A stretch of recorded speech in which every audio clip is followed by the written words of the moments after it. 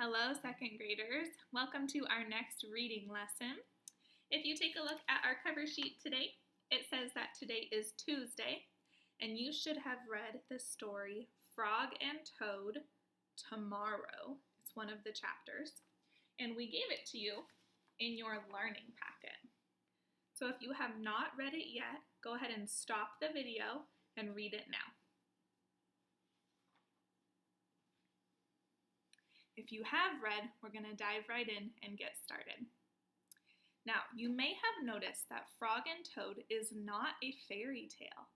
We have been focused on fairy tales, and we have been studying character traits, and that is getting us ready for the new unit that we're starting today. And that new unit is all about series. Now, series books are when we have one set of characters, and there are a bunch of books about those characters. And in each book, the characters experience new adventures and new problems. And there are lots and lots of different series books. You may know the series Mercy Watson, where you get to see Mercy going through lots of adventures. You might know the series The Magic Tree House. You might know the series Frog and Toad. This is the series that we're going to focus on for the next couple of weeks. And as we study series, we are going to become experts on the characters. That's what our focus is going to be. And that's why we studied character traits in fairy tales, to help us get ready to become experts on these characters that we meet in our series books. So let's take a look at our learning target today to see what we are learning. I am learning to collect information so I can become an expert on characters. And what we're going to be looking for today, you're going to do a sneak peek of your book and read it. You're going to study the main characters, thinking really deeply about Frog and Toad. And then you're going to stop and jot the things that you notice about the main characters. That's our work today. We need to collect information about the characters. That's our goal today. As you read series books, you get to learn a lot about the characters in that series. It's almost like they become your friends because you've been reading so much about them, and you learn about them, and you can start to predict the things that they might do because you know them so well. So you read Frog and Toad, the first chapter called Tomorrow. Let's talk about that chapter a little bit. It was pretty funny. In Frog and Toad Tomorrow, there are some things that I noticed that Frog was doing and that Toad was doing. So I decided to jot them down. You know that when you're reading, you can stop and jot and record those ideas so you don't forget them. And that's what I did. On my paper here, I wrote down some ideas that I had about Frog and Toad. Okay, let's think about that chapter together. So we had Toad, who was laying in bed, and that's all he wanted to do. Wants to lay in bed. Makes me think that he was sleepy. Ooh, maybe I should jot that down. Toad is sleepy. And then we see Frog come in, and he notices that Toad's house is a mess. And Frog thinks that Toad should clean.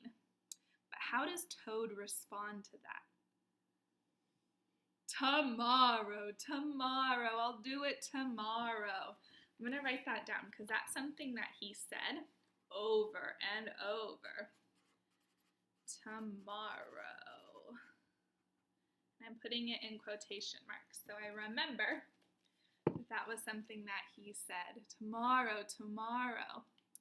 And there's Frog noticing all the things that needs to be cleaned. All the things that he should be doing. And what does Toad say? I'll do it tomorrow. How does does Frog respond to that? Does he get mad at Toad? Does he say, "Oh, you're so lazy, go clean your room"?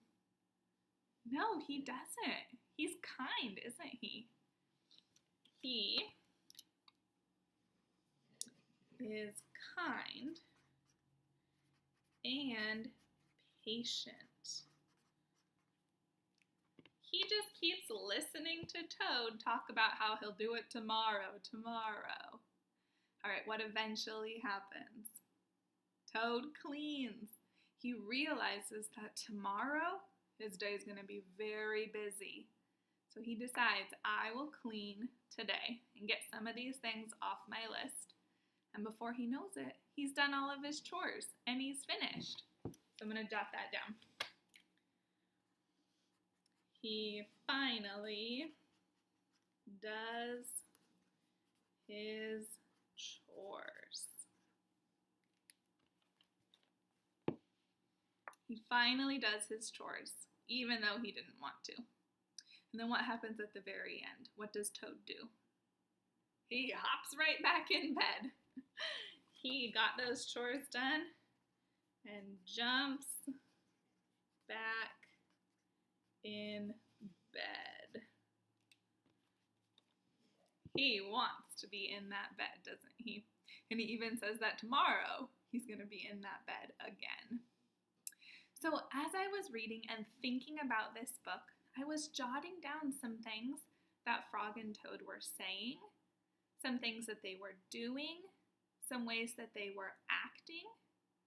And that's going to help me figure out what type of character Frog is and what type of character Toad is.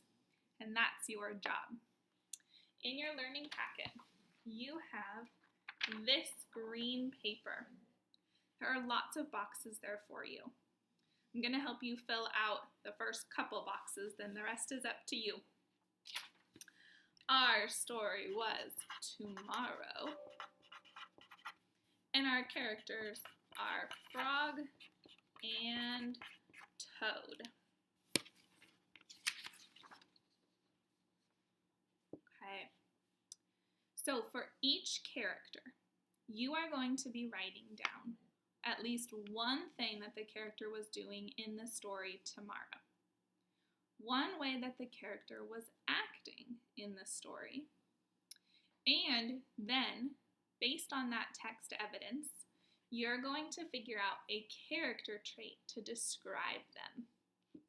If Toad is doing laying in bed, and he's acting really sleepy and tired, how would we describe him? What would his character trait be? That's the work that you are going to do now. You have the book with you.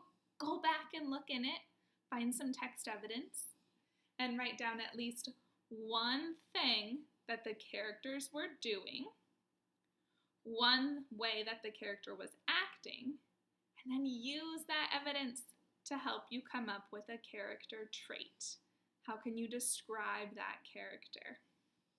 I know you guys are going to do great because we've been working lots on text evidence and character traits. Good luck!